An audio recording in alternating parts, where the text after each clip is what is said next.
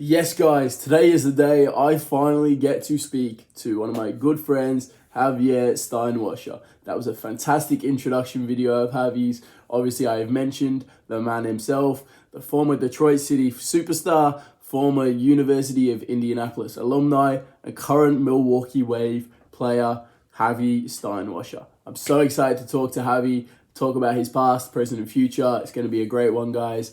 I'm very excited to introduce the man himself.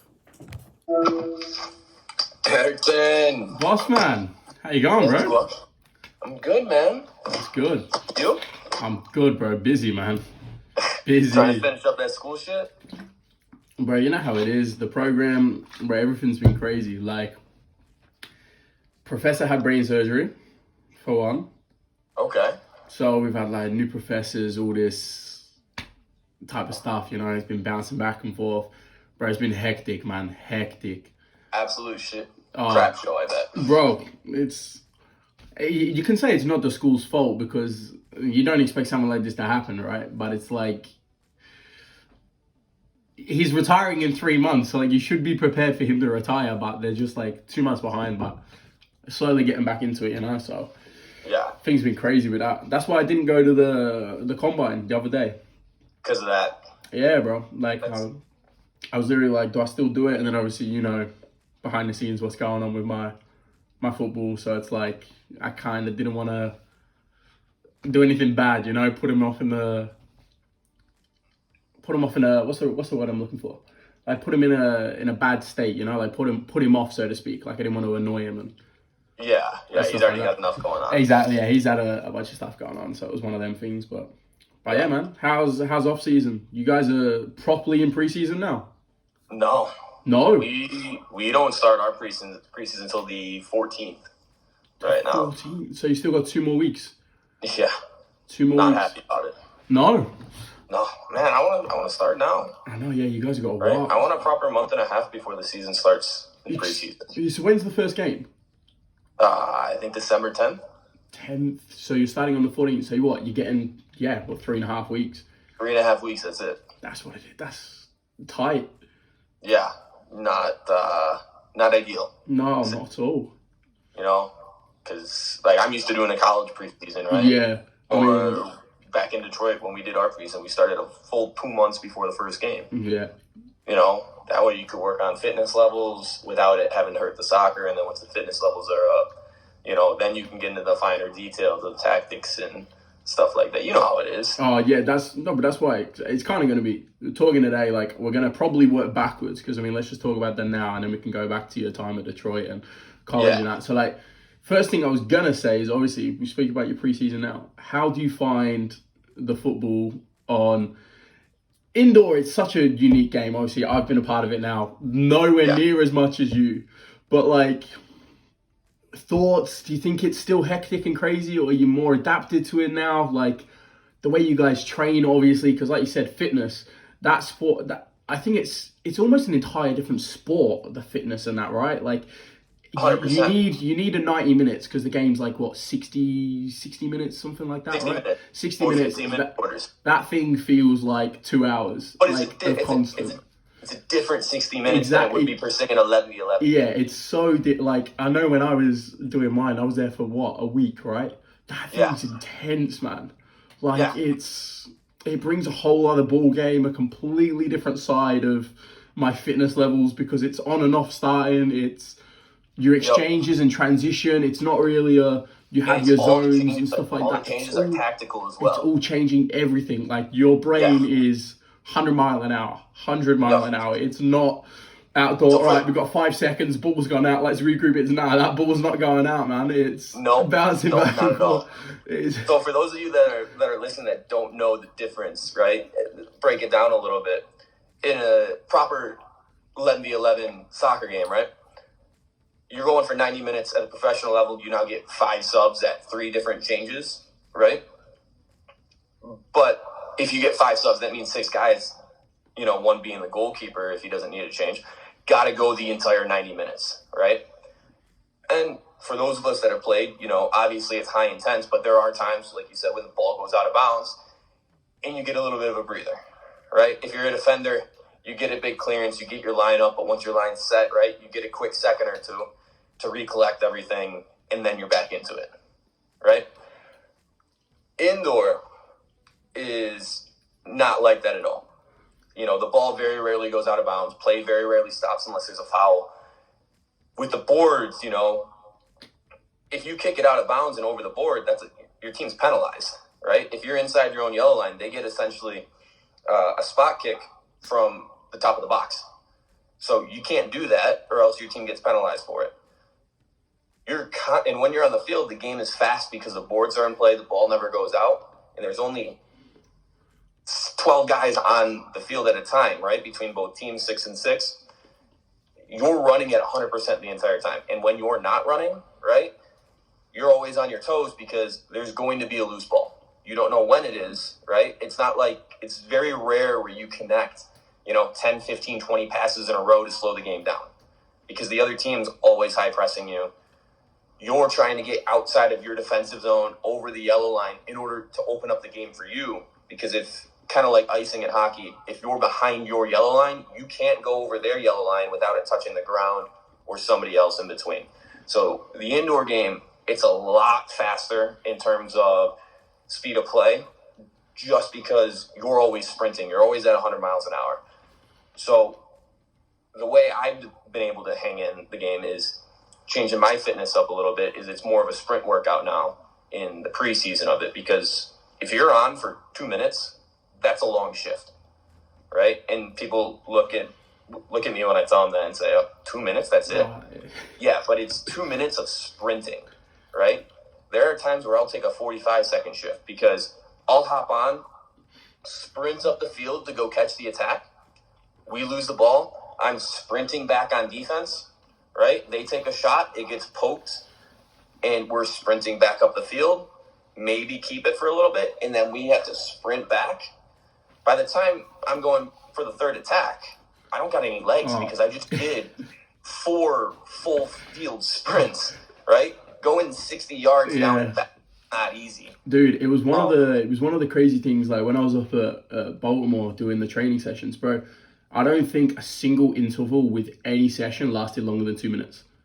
Nope. I think even the drills when we were doing our breakdown of how we wanted the shape and the movement and then moving into games, I think finishing the session when we were doing the game, I think we did 5 or 6 2-minute interval games. And it was like 2 minutes. Dude, 2 minutes in indoor feels like 10 outdoor.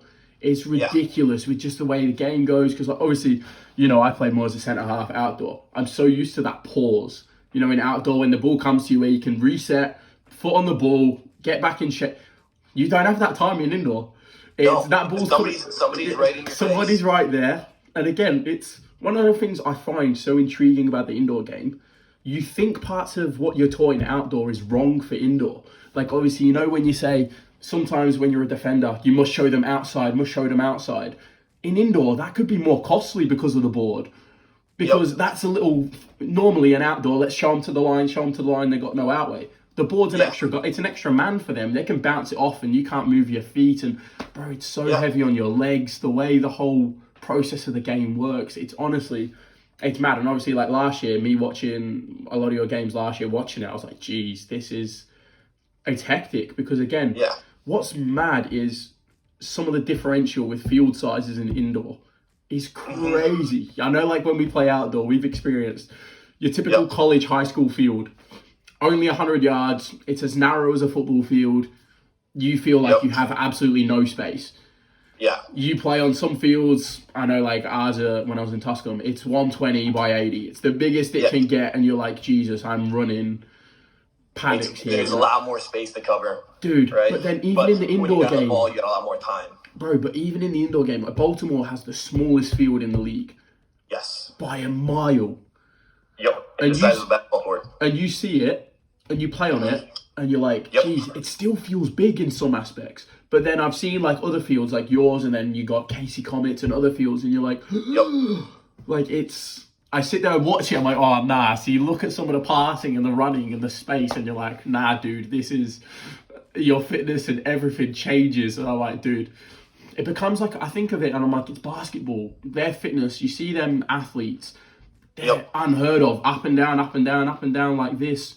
and you're like, Yep. yeah, no, I'm definitely, you playing that game, it must be a lot of beep tests and stuff like that for fitness testing and stuff like that, which is, I don't enjoy that. Going into preseason last year, because I was finishing my season in Detroit, I actually missed the first 2.5 weeks of preseason with Milwaukee Waves. So I actually missed a lot of their fitness tests. By the time I came in, they were at the part of the preseason where they were starting to work on all their tactics, right? So I don't know what I have in store necessarily. I haven't too many of the guys that have been around because, for me, I'm expecting to run fitness tests. I'm expecting to do running. Like, that's just part of a preseason at this point. Like, I'm doing stuff to prepare for it on my own. But listen, if coach is going to tell us to get on the line and we're going to run for 20 minutes, it is what it is. Like, especially at this level, right? It doesn't nothing prepared. He doesn't think we're fit enough. Like, it's his job to get our fitness up. I always say I don't think anything prepares you for a football preseason fitness. I don't think there's any amount of personal, individual running and stuff. It's totally different ball game. Obviously, like when I was younger, I used to run track and field, right? I would hit, the seasons would intertwine at the very peak of track to preseason in football. So I would hit preseason of football thinking I'm in really good shape, everything. That track fitness and football fitness is a completely different ball game. And it's the same when you go into, I imagine, from outdoor to indoor. Obviously, you could play outdoor for X amount of months and then you head into indoor. You're like, outdoor fitness, 90 minutes, last me easy. You'll head into indoor, and after your 45-second shift, you're regathering your thoughts and process, but then you've got 20 seconds and you're back out there for a 2-minute shift. It's watching the game is so different.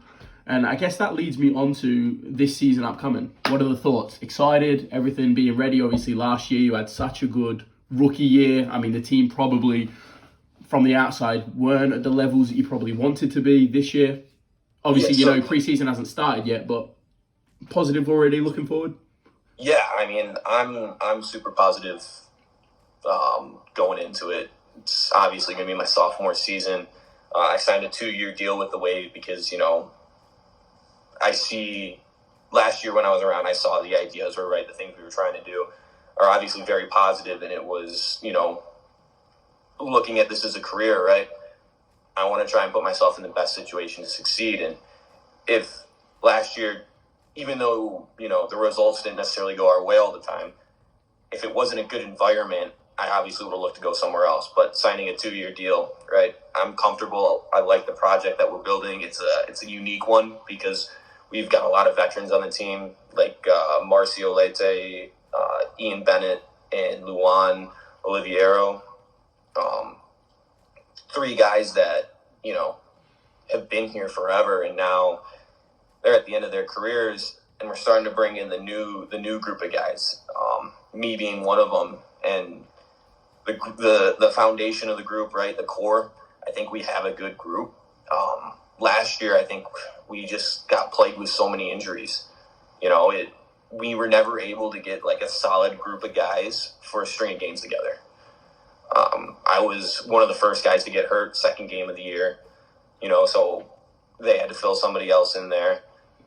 Then right after, Andre Hayne actually got hurt in the first game, comes back, injures something else, battles injuries the rest of the year. Daniel Matos, a veteran, gets hurt. Luan got hurt for a game. The list goes on and on. We had, I want to say 12 to 13 starters that were injured at one point last year.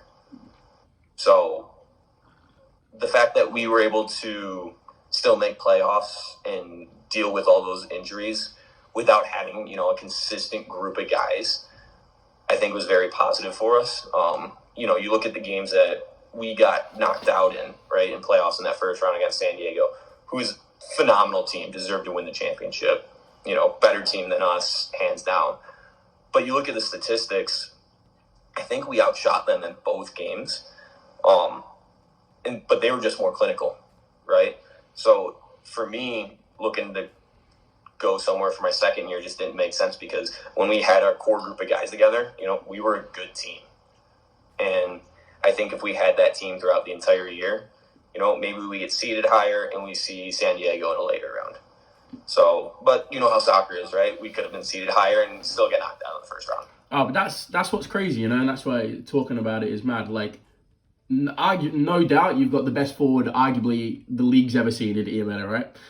Having someone like it's like what you're saying, having that core fundamental group of guys, even just having him, I can only imagine playing with him, but even training and stuff like that, the level is just always up here. Like, you know what you're getting with the guy. You guys, I see it all the time. People always sit down and go, he shoots from anywhere. And I'm like, yeah, but look at the output and end result. It works. It's beneficial. It's what helps the team. People can learn from this. People think he's bringing some stuff from outdoor to indoor.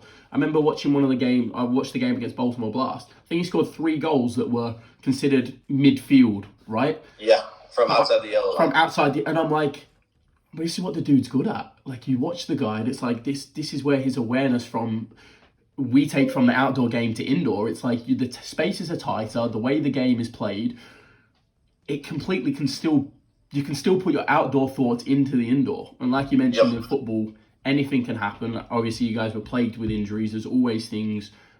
It's cliche, but we're always dealing with something, you know? Yeah. You could always have a little niggling here. I can have a little niggling there. Every team has it. And unfortunately, like you said, ultimately, especially with how quick games are and how the seasons go, you do need one little bit of consistency that can help you transition and move and go, do you know what? We're still getting a turnover of results, even though we're dealing with X, Y, Z. And obviously, for you guys, it was a struggle last year, but obviously, it's good that everything for this season coming up is looking good. And obviously, I mean, only time will tell, right? Which is what's very exciting. That's the tale of it. But the way the conferences are split up this year, Eastern and Western, what do you think? You happy with it? Do you prefer how it used to be from last season, or? When they first made the announcement, I was pleased with it, right? Because, being in the American system, right, we always divide things into East, West, 2 different divisions, whether it's baseball, football, basketball, right? That's just the way we do it in the Americas. So I was all right with it. It didn't really make too big of a change for me. And I'm going to try and not sound too negative. The one thing that irks me about it, right, is when you do divide it up like that, everybody in the conference should be playing, the same amount of games against each other, right? So that's what I was expecting when they released the schedule, but it didn't turn out that way. So, for example, I'll use Baltimore because we brought them up already. We only played them once the entire year, and they're in our conference.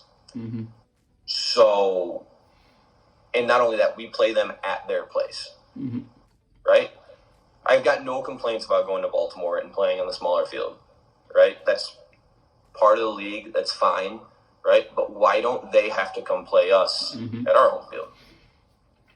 So that just doesn't make sense to me because, you look at most of the other leagues, right? Especially in soccer, you play everybody home and away over in Europe, right? Even in like the USL or MLS, you play people home and then you play them away unless it's an out of conference game, right? Which is those a are luck the of the only draw, like one-offs, right? Yeah. So it just doesn't make sense to me that would happen in terms of a player, from a player aspect. Going to school and getting a degree in sports management from a logistical standpoint, okay, it makes sense, right? Probably trying to save money for the owners and, that way the players can make some more money, which, took me a second or two to step back and say, okay, I guess that makes sense. In terms of a competitive standpoint, I'm not really happy about it. No, for sure. I mean, that's one of the, I guess you could say, perks and cons, beauties of playing football, right? You're like, oh, I get to go to Baltimore at least once. That's fantastic. But then you look at it from a league standpoint, which is where your guys' focus wants to be. It could mean you get San Diego twice instead. It could be the look of the draw, and you're like, okay, great. So now we've got San Diego twice. Realistically, we could have wanted this team. But again, we know it's the pros and cons of what we do, right? Let's look at it from Baltimore's point of view, right? They got to play Florida multiple times throughout the year, who went to the final championship last year. What if, we as Milwaukee end up having a really bad year, right? Baltimore may be upset and think, okay, that's another win we can get if we play again. Well, I know from Baltimore's standpoint, I think they play Florida back-to-back at their place. that was one of the other things I'm not super psyched about, right? It's fun. I guess it makes for fun times, right? Because it's one of those things that I think it's what's interesting about indoor. It's like your turnover is so quick, whereas we think of outdoor. I was talking to one of our coaches here the other day about it. You can go an entire week doing your preparation, right? Monday to Friday. Get to Saturday and it completely fails. Yeah. And then you sit back and you're like, what on earth has just happened? In indoor, you're playing the team, and then guess what? You got them the next day. Yeah. So whatever happened has to be erased out the memory. You have to, right, see you later, guys. Now it's bam, straight into the next one because this is just as important as the last one. Yep. And it's what makes it so intriguing to me. Obviously, that's why playing the game myself and, witnessing from your aspect, it's like you look at it from a player side and you're like, damn, you want the strong competition all the time. But when you want it to benefit your team, not just as a competitive, I want to play San Diego because if you could get Tacoma twice because ideally they're not doing as well, you're going to want that over playing San Diego. Even though San Diego is cooler, might have some more fans. No, when it comes to competition, you want what's going to benefit your team. But obviously, that's when it can come down to your track record, previous seasons, the luck of the draw, if it's out of a hat, all of that stuff, So that's where it makes it very intriguing for sure. Oh, yeah, definitely. I mean, that's other than those two complaints, right? That's the only thing that I wasn't too thrilled about with the schedule. But the splitting of the conferences and everything, I'm all for it. I like it. Makes it easier on everybody, I think. So I'm excited for it. Yeah, for sure. So going back now, obviously you've come from an outdoor background. You left a very big team. Obviously now they're in the USL Championship. Mm-hmm. Detroit City. When that came about, what was your first thoughts, ideas? Because obviously they were in Nisa at the time, which I always said, you look at Detroit and then you look at Nisa, they shouldn't have been together in the first place. It was too big of a franchise, too big of a program, history, you name it. Even in the NPSL days, that was a club that should have always been USL Championship, even MLS potentially, right? You think of Detroit, you see the support, the fans. Look at how well they're doing this season now, obviously, in the Championship is absolutely fantastic. But going back to Detroit, thoughts when you were there, when it came about, your time there, what's your take? So when I was getting ready to graduate college, obviously I wanted to try and pursue a career playing football. And the pandemic hit, affected everybody. And emailing people, right, trying to get a trial anywhere just wasn't happening. Nobody was really looking to bring in anybody else because of COVID. So I ended up picking up a job throughout that entire 2020 year. And then that came to an end around September-ish. And that's when I started to think, okay, do I like the money I'm making more and try to go find another job similar to this? Or do I want to, go back and try to play soccer? Because at that point, I had taken 9 months off from playing competitively. Mm-hmm. The last game I played up until that point was in the Final Four of my college career. So I was, as a young adult, right? What's more important to me, right? Should I continue to try and make money, or should I give this a go again? And I decided to give it a go. Started to, email places, just trying to get a sniff anywhere, right? Started to work out again, got myself into really good shape. It was actually probably the strongest I'd say I'd ever been. Cardio necessarily wasn't there, but I was close to 190, and most of it was muscle. Like, I looked kind of like a beefy bodybuilder almost, right? But it wasn't a soccer body. So when September hit, I started to try and shed that weight, doing a lot more cardio. And then my buddy texted me and said, hey, I'm doing a scrimmage against Michigan Stars, who are another NISA team that are in Michigan. And, would you want to come out and play with us? So I went out to the scrimmage. I played as a winger, I played as an 8, I played as a 6, as a 10, as a 9, just kind of floated around. It was me and my friends. For us, it was more of a pickup game. For them, it was their reserve team, right? Trying to get a good game and for them to start weeding players out going into their season. And the coach ended up talking to me afterwards and was like, hey, we're starting on this date in January. I'd like you to come in and train with the team. Ended up training there for 2 months. The coach and the coaching staff and I got along really well. Owner and I didn't necessarily see eye to eye on certain things. So he pretty much said, like, you're welcome to keep training with us, but I'm not going to give you a contract. So I'm like, okay. At that point, it was getting close to the end of February, and as most people know, my cousin Nathan Steinwascher is the goalkeeper at Detroit. Mm-hmm. So I shot him a text and said, hey, is there any way I can get a week or 2 at Detroit? Just on trial, see how it goes. If I'm not good enough, go somewhere else. Try there. Obviously I knew it was a big step because Detroit was so dominant in NISA. And I ended up going there for a month. And I actually was training as a left wing back at the time. I remember telling you that. I do remember.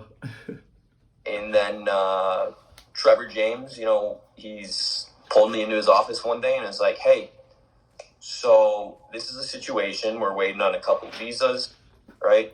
I can't promise you anything right now, but you've been doing really well.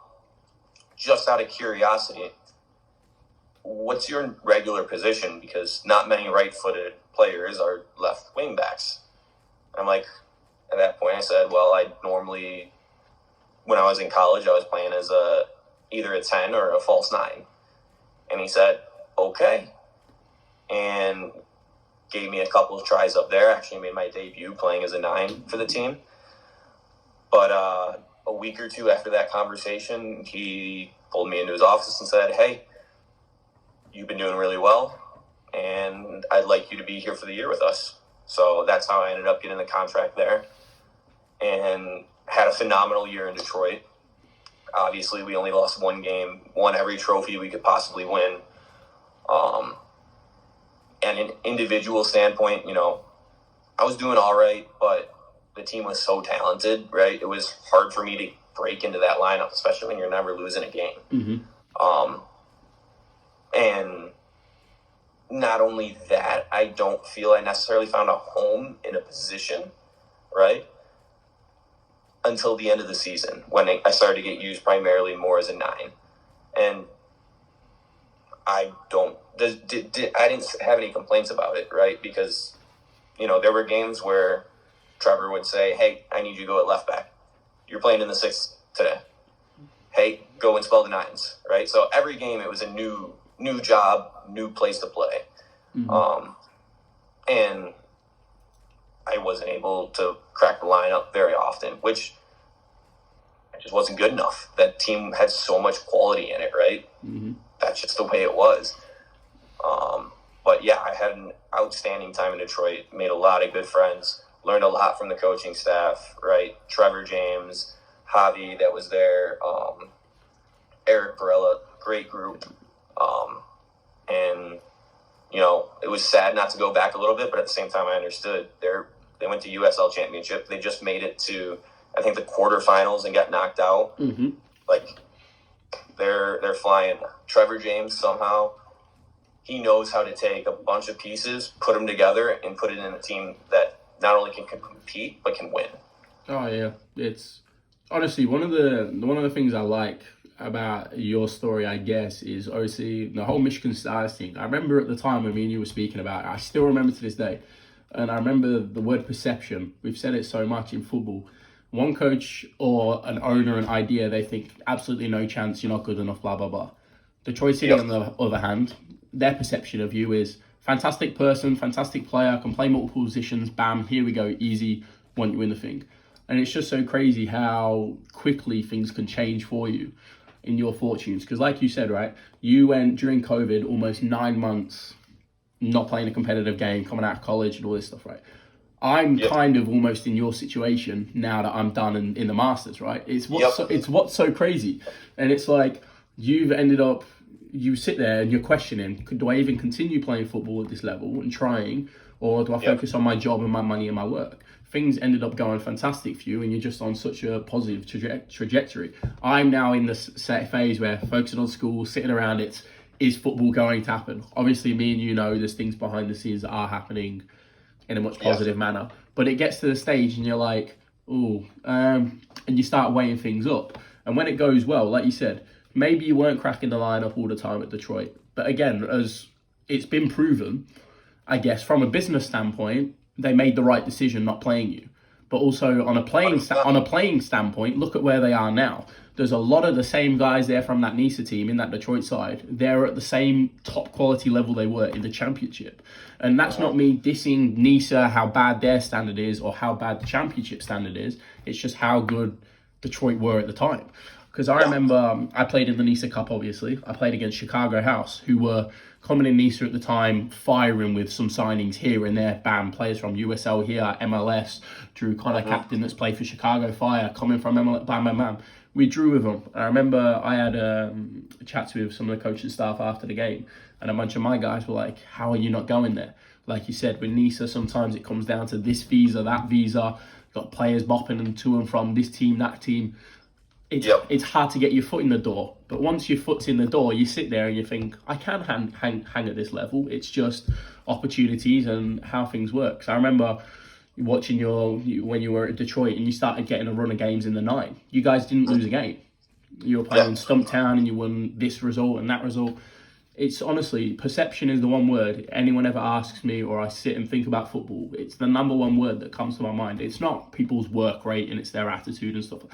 We know you've obviously, we'll go back and talk about your college in a minute, but every single person or every single team that I've ever played against in football, and I'm sure the same is for you, there's talented players there. Even if the team's terrible, there is a talented player there. And your perception compared to someone else's, that's all that matters. And it comes from the coaches, owner, you name it. Whatever their perception is of you, it can be good or bad or terrible. Obviously, I know from my standpoint, when I was on trial in the MLS at Columbus, right? I knew my perception compared to the others. I knew what some others' perception of me was. Unfortunately, from a business standpoint, I didn't make logical sense to sign because of the international visa spot. And now I've had this conversation with a bunch of the guys here. We sit down and look at it. They're 100% correct in the decision they made. Because guess what? The second team went on to win the entire MLS Next and cruised it. Even though my perception and a lot of other people's perception was I was a better player individually than these guys playing, from a business standpoint, it made so much sense to sign the American ones. And guess what? All credit to them. And this is why I sit back and I've also said to a lot of other people, when we're growing up, all we think about is being a professional soccer player. But professional soccer player doesn't mean actually playing professional soccer. In my eyes now, I'm a lot more comfortable and content now if I sit back and said, I never made it pro soccer, because you now sit back and you realize there's other business aspects and just the level itself and all these little things come together and you sit there and go, do you know what? It's not really that worth it, or it's not what it's made out to be. Anyway, that's from my experience with football. Obviously, college is very different. Obviously, now it's been, a year and a bit now, I've been sticking my foot in the door with a bunch of pro teams in America. So I understand how the American system is now, and it's just very, very different. Not a bad thing. It's just how America works. And it's, for yourself being American as well, even you struggle to find your way in the door, and you had, on paper, a ridiculous college career. Obviously, me and you, when we were together for 4th of July, your family just in general, you look at the college career of all the siblings, right? You guys are sitting there, you sit there, argue who's had the better career, because you can sit there and go, this. I sit back. Yeah, you sit, no, but I keep my mouth shut. I know, but you know, but what I'm saying, it's even some players with some of the most decorated statistics, resume, are finding it hard to get their foot in the door professional. Yeah. And you have others that could have a terrible resume, terrible background, and go flying because people's perception of them is completely different. And it's, that's why sitting back on the outside watching, I love watching my mates that play pro soccer, college soccer here and there, because you're like, my perception is he's fantastic. All these other people, he can't even get in the starting lineup. And Yeah. you sit there and you're like, wow. But then you, obviously being a part of it, you sit there like you said at Detroit. There is not a chance in hell you're getting in the lineup when the team's winning games. Oh, We well, know. yeah. We know. I think Every single one of us knows that as a player. You sit there and you go, my team's winning. Even if I'm playing better, I'm not getting in. The only way we know as players it's going to happen is if an injury occurs. Yep. Or something spectacular blows up into. As players, it's what's so interesting because we always sit there. If you're on the bench and your team's doing bad, it's one of them things. You're like, you don't want my team doing bad, but every player has that subconscious thing in their head telling them, ha ha ha ha ha ha. I knew I should be playing. It doesn't work out that way, and we all sit there, and it's like I remember when I was younger, and I obviously moved from striker all the way from striker to left back centre half. And I hated it. Yep. And I remember with my parents, I'm like, I don't want to do this anymore. It killed my confidence and everything. And it's so funny how being a 14, 15, 16-year-old that was playing as a striker, used to being a striker, scoring all the goals, moving back, the coach's perception of me was, you're going to be a fantastic defender when you're older, Ayrton. I was sitting there thinking, you've lost the plot, mate. Like, I'm a striker. Not a chance. Not a chance, right? Not a chance. Talking about. Not a chance. And then I moved club. I go to another club with a bunch of English coaches that had played professional. I had Steve Smith, he played for Walsall. He played all throughout the Football League. I had David Chick, who'd played for Norwich at the time and stuff like that. Dean Hennessy was another guy that was big in England. And they're all sitting there saying to me, you're going to play centre-half. And I went from striker to centre-half. And then, funny, we're fast-forwarding now 3 or 4 years. I obviously get mentioned first team conference, player of the week conference as a defender. And the first comment that comes through is from that coach saying, funny how I said this would happen. And it was kind of one of them where I'm saying, all right, bugger off now. Like, it's you were right. Yeah, you were right. Yeah, I get it because it's so crazy. And that's why I always say perception. It's so crazy in football how it's just perception. It's not talent. It's not ability. It's not hard work. It's just perception. It's what these two eyes see. And like, it's crazy how it all goes around in full circle. Like even with your outdoor with Detroit and your failing at Michigan Stars to now where you're at in Milwaukee, you're a mainstay. Obviously, you know, multiple year deal, big trajectory. You know, like you said, core group of guys coming back. It's just crazy how over such a short 2-year span, things can go from the bottom to completely the top. And you sit back and look at it and you can go, wow, geez, like it's crazy. Like for me now, I'm in the phase where I'm like, it's not slump, but it's like, it's hard to motivate and think about all the positives coming in football when now you're in the tough spot. It's like, what do I do now? Because nobody here is looking to pick up anybody. Yeah, it's been so weird. Far away from MASL season to get a trial, and all the USL teams and outdoor teams, right? They are finishing up their seasons. So it's like, I know exactly what you're talking about. It's so very weird. hard to stay motivated. Yeah, it's so weird, but it's, again, I always say to my parents and that, it's like, they're like, you're doing well. I'm like, yeah, I'm fine. But as a footballer, all you want is to play football. It's all you want. 100%. It's all you want. I always say, you can sit back and be on the bench and be like, yeah, I'm happy going training, but all you want is to walk out on the pitch and just play football. It's so crazy. And that's why, obviously, we're talking about all the success. Going back to your college now, obviously, you had 4, I'm not going to say ridiculous, but you had some very crazy years at U of Indy. Do you kind of look back now and go, what an amazing time, how fantastic it was? Or is it kind of now like, I'm very happy and grateful for what happened because it's put me on this path? Or is it, because, you know, like me now sitting back, I look at my college career and I'm like, do I regret it in some way? Do I regret not transferring to this school? Or do I regret that I chose to go here? Am I happy that I actually went there? Do I look at it and go, it was successful, even though at the time, like, I've been I played 5 college seasons. 4 of them I spent in conference finals. I only won 1 of them. Do I sit back and go, I'm a complete failure, I actually fucked it up and failed it? Or is it, you know what, like, I should be happy, proud of what I did, even though I think I could have done better? Because obviously, like you now, you're at, I'm not going to say the pinnacle and the height, but you're playing professional soccer. This is your 2nd year doing it now. Do you go and look back at your college as what a great time? Or is it, how do you kind of view the years you had in college now? Honestly, both ways, right? I'm obviously very grateful for the opportunity that I had to play college because for a long time, I didn't think I was going to be able to play at the Division II level, right? So I'm extremely grateful, just to get the opportunity. Thankful that I was able to, have 4 years because, I know players that, they get a career-ending injury. I was able to make it through most of my 4 years injury-free. But at the same time, I look back at it, and without a doubt, I say it's the best 4 years of my life, right? On the field, off the field, it was a blast. Not only that, I learned so much from my experiences there, right?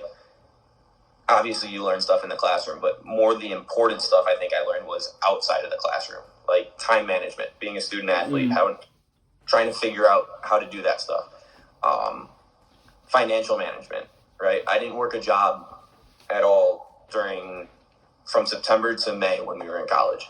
Or I should say August, because that's when we got there for preseason, right? But I worked my ass off over the summer and didn't spend any of that money to make sure I had money to last me through the year, right? And when you look at your bank account in August, you're like, I got quite a bit of money. And then you all of a sudden get to March and you're like, shit, I got to start to budget this, right? So financial management. I learned how to, I don't want to say learned how to, I was definitely able to improve on my people skills, right? Learning to figure people out, how to talk to them, when to be professional, when can I be talking around like I'm talking to a friend, right? So extremely grateful for those years, and by far the best 4 years I've had, on and off the field. Yeah, I mean, the thing that you mentioned that's crazy is the talking to different people. Obviously, for me, coming from a polar, different culture, different country, right?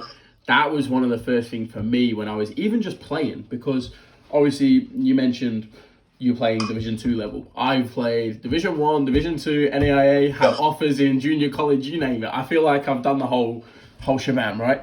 But it's crazy because the one thing that was so intriguing to me is my first 4 years of college, I think realistically in total, I played with about 3 Americans in 4 years. I had France, Spain, Germany, England, Scotland, Tunisia, Africa, different African countries, South America.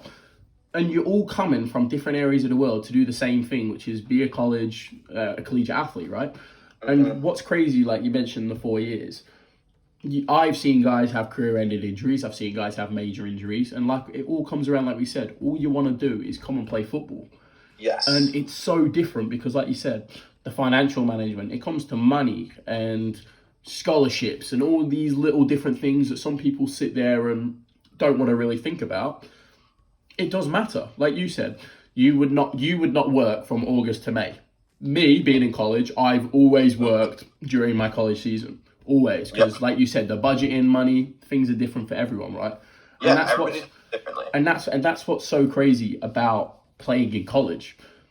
Everybody's got their own schedule. Exactly, your own schedule. 3 hours a day. And everybody's got something. You've got to come. It's honestly what's so mad. Like me now, obviously, I try and help the guys' team out as much as possible.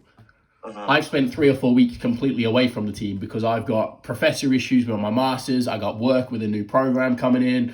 I'm buying a car, and everyone has little things that go on, right? But ultimately, there's 26, 27, 28 of you players that all have to come together when you're training to focus on your training and your team stuff.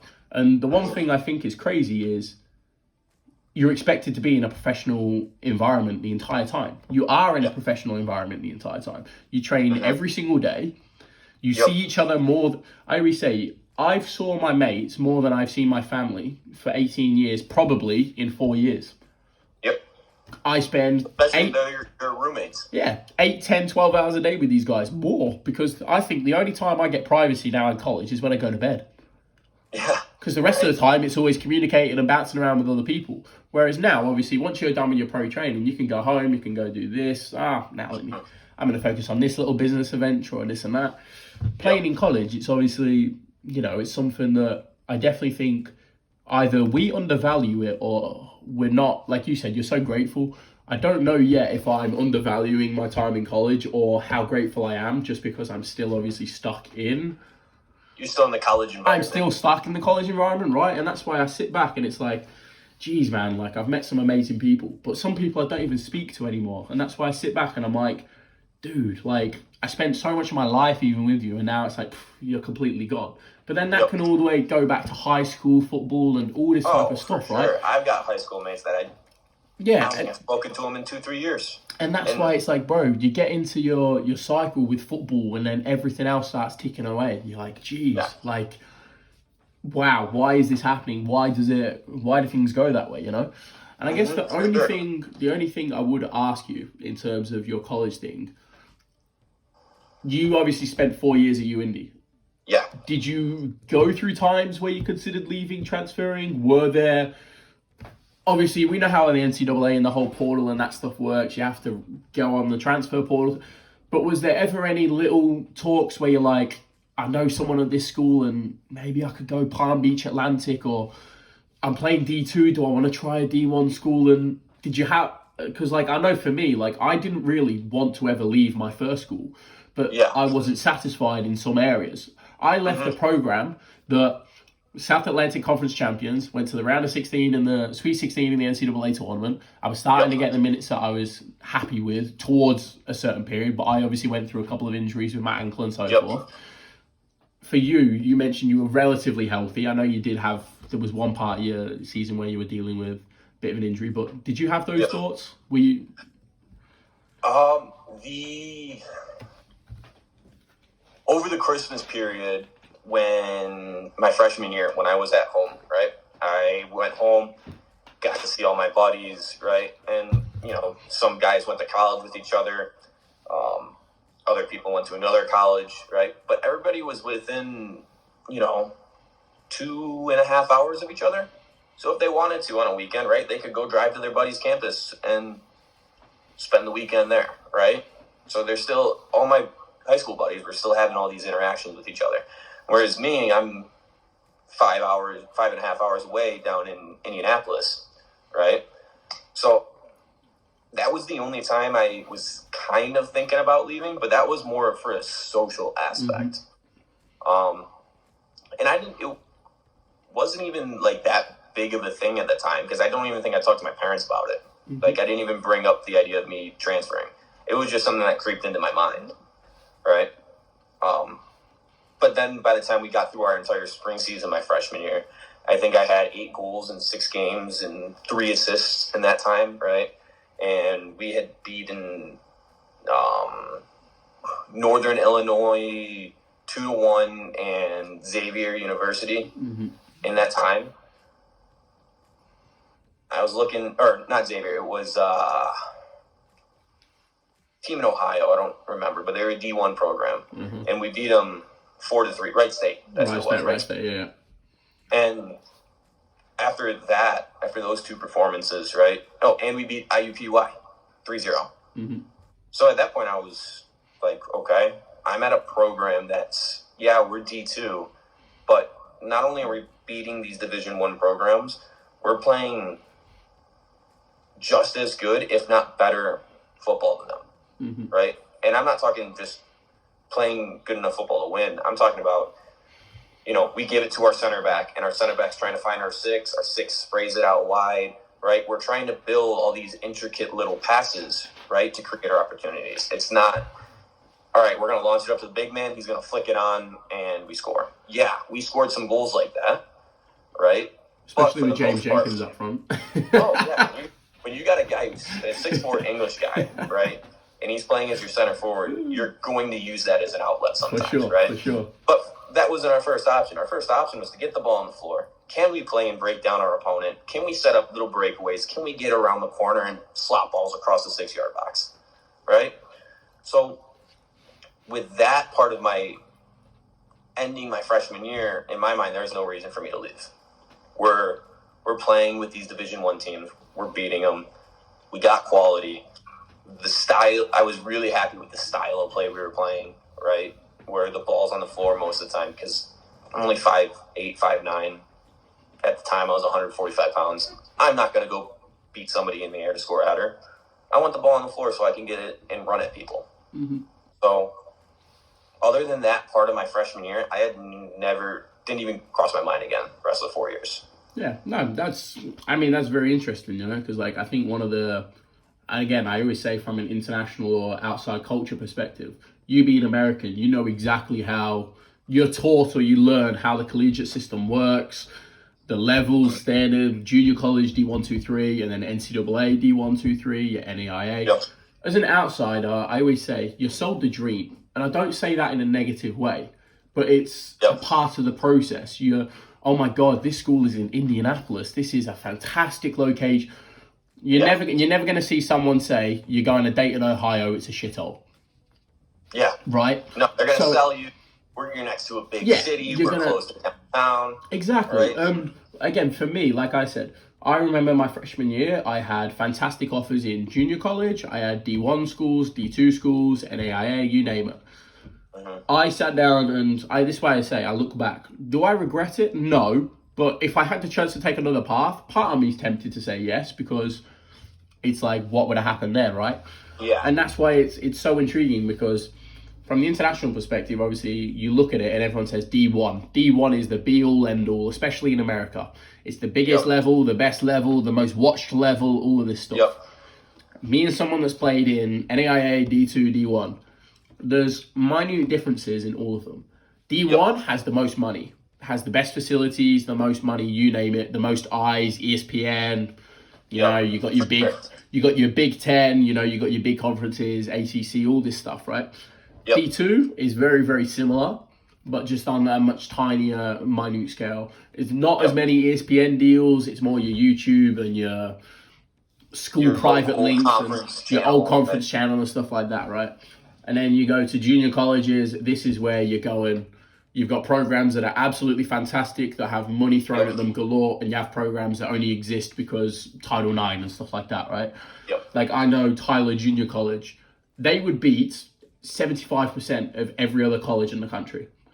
With the way the program's set up, with the field facilities, everything. The money thrown at them, 10 out of 10. And then you look at other programs. I've witnessed myself seeing other collegiate programs in Division 1 that we've played against, and I've gone, really? This is Division 1. This is... You sit there and you go, I thought Division 1 was fantastic. The brand of football and style is going to be this. And hey, don't get me wrong, that's why I say everyone has their own style and preference. But what Americans love and what I think so cool about this country is they only care about winners. Yep. It's winning. This is why you guys do conference tournaments, conference championships, to entice. Let's entice people. Let's get them. Whereas every other country in Europe, it's whoever's better over 9-month period is the winner. No, in America, we're bidding that off. We just want to see people play off each other and see who crumbles and fight to the death. Yeah, it's one of the. And part of me loves that. It's like we play against Detroit Mercy, and obviously, I love Detroit Mercy, but I also hate them. Because they have such a brand of football that is annoying to play against. You like them a lot more than I do. But again, it's also like Western Michigan. I've obviously had the Western Michigan coach as one of my coaches when I was on trial professionally, right? The style of football they play, I sit there and I go, do you know what? I have a lot of respect for this because you're stubborn with it. You get the ball out wide, you've got big men in the box, and you will serve it and trust your men to score goals. And you get players and recruit players that know how to play that brand of football in that system and do it ridiculously well. They're now top 25, fantastic season for them. Hopefully it keeps flying, right? And it's like, I'll find, like when I was at NAIA, the style that we played, I think everyone knows, is literally possession FC. We move that fucking ball 24/7. The drills, everything, it's that. But we come up against some sides and we lose and we're not meant to lose, and we're like, how the fuck did that happen? It's not...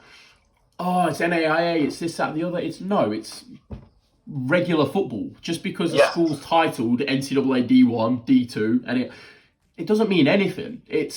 Unfortunately, it's not really how good your team and program is as a football team. It's the size of the school, the funds, the money. Because again, like I played Michigan State. What a massive school, right? Oh, yeah. Humongous school. But you sit there and look at them play football, and you're like, really? Like this is a 60,000 program, a school that gets thousands of fans. Come on, you guys can. But they win. Yeah, but they win, right? But they win. And that's why it's like, it's frustrating on an outside perspective. Because again, like we played Notre Dame. They're probably the only program I've played in 5 years where I've gone, do you know what? I love everything about what you guys do. Every single thing. Your facilities, the structure, you could see the professionalism, every single thing. I sat there and went, do you know what? Now sitting back and putting the, my parents' hat on, you look at that, that is the dream that you're sold. Yep. That is, wow, okay, great. Maybe the location is not, but come on, you look at it and you're like, do you know what? You are look every at the single location, thing. though, and guys in situations like you and me where we are going there primarily for the football. Yeah.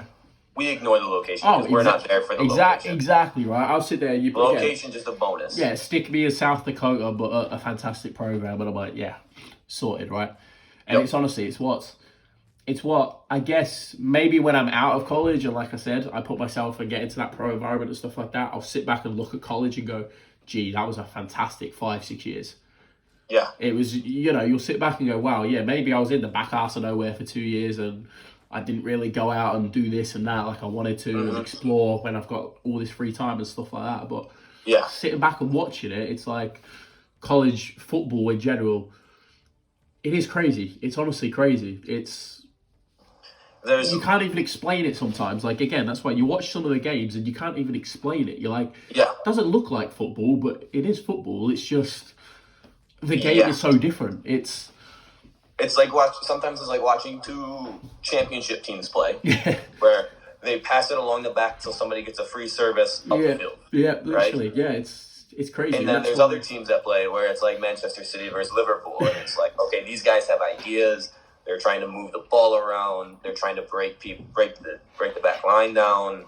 You can see what they're trying to do, and then there's just levels to it, and you can find those different levels. D1, D2, D3, JUCO, NAIA, you name it. There is a school that plays in every division and every type of style. Oh, yeah. And again, I guess this is the last thing I would say before we end this. Do you still find that even playing professional? Sometimes you sit there and obviously, again, indoor is such a different game, but sometimes you sit there and go, I want to win, or you actually still want to play the good brand of football? Or do you honestly just sit back and go, no, I don't care, I just want to win games? In preseason, we want to play for pretty football, but we get paid to win. So, bottom line, whatever it takes to win, right? Like, there were some games last year, I didn't shoot the ball once.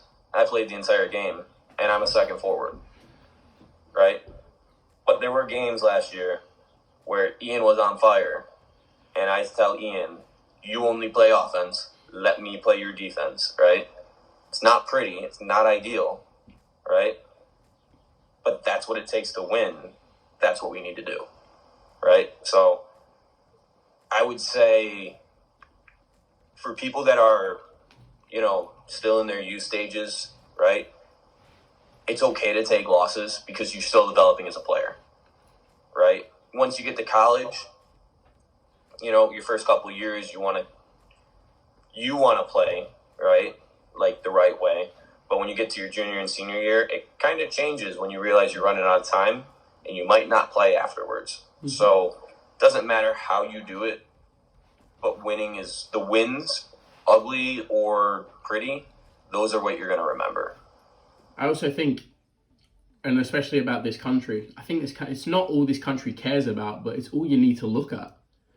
Winners and losers. That's, again, I look at guys that will play D3 or D2 or whatever. You look at the teams that are winning. You don't look at teams that are losing and playing great football.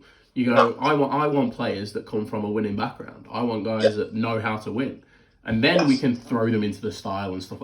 So that's why, again, I think America in general, professional scene, college scene it's just crazy. Like, it's so hard to put a word around it. I'm not going to say it's professional because it is so professional in how it acts and everything, but it's just so many different things flying around 24/7. It bounces from this, here, there, everywhere, 24/7. Things change just like that. Because again, the season is 3 months, 3 and a bit months, realistically, even though you come in August, let's say August to November. So really, realistically, you're spending 4 months of a 12-month year on your craft. What are you doing for the other 8 months? You're just doing every single thing to prepare for that 4 months. Yep. And that's why it's so crazy. Whereas in Europe and, you know, everywhere else, it's reversed. It's 9.5 months, and then you get 6 weeks. You don't even get 6 weeks off. It's 4 weeks, and then teams are advertising. Trials are incoming, lads. Player signing, player renew. Like now, we're in October, and in the MPL semi-pro back in Australia, players are being announced, new signings, who's been renewed, who's been released from their contract, and I'm like, guys, the season don't start till March. What's going on? Like, it's new planning, preparing, everything, and that's why it all ties back to like you now, like all the way back to your preseason. You're in a pre-preseason right now, but it's all just preparing you for what's to come now. It's like you don't really switch off. Yeah, the last 3-4 weeks, I've been at the gym or at the field 4 or 5 days a week and just trying to work on my craft, trying to prepare the body, you know.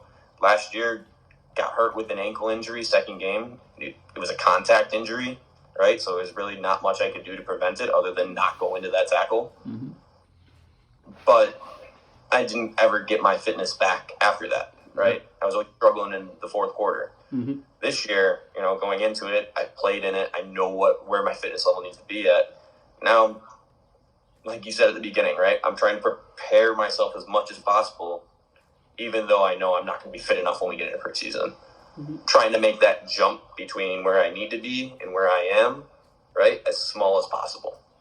So by the time we get into preseason, after the first week, I can just start to focus on the tactics part of it, the technical part of it, doing all the small little details right, instead of trying to fight my lungs, trying to get air in them, or dead heavy legs, right? I don't want to have to deal with that stuff. Yeah, for sure, man. For sure. It's honestly crazy. And like from an outside perspective, I'm very excited to see you guys play. Obviously, you know, I've got my eye on a couple of your teams. Milwaukee, Kansas. Yeah. There's a couple of guys that I'll be focusing on and watching this year. So, man, it's honestly been awesome chatting to you in this regard. Thanks for being the first official guest coming on. So I appreciate I appreciate that greatly. And have a good day. I'm sure you got some training and stuff like that going on now. So I got practice in a couple minutes. I got to go run. There we go. All right, sounds good, man. Appreciate it. Take care. No problem. Thank you. Have a good one. Enjoy, bro. Take care. Thank you so much for watching and listening, guys. I'm so excited for the very next episode of Ayrton's Football Adventure. Stay tuned. Please like the video if you enjoyed. Please subscribe and get ready for a lot more fun episodes.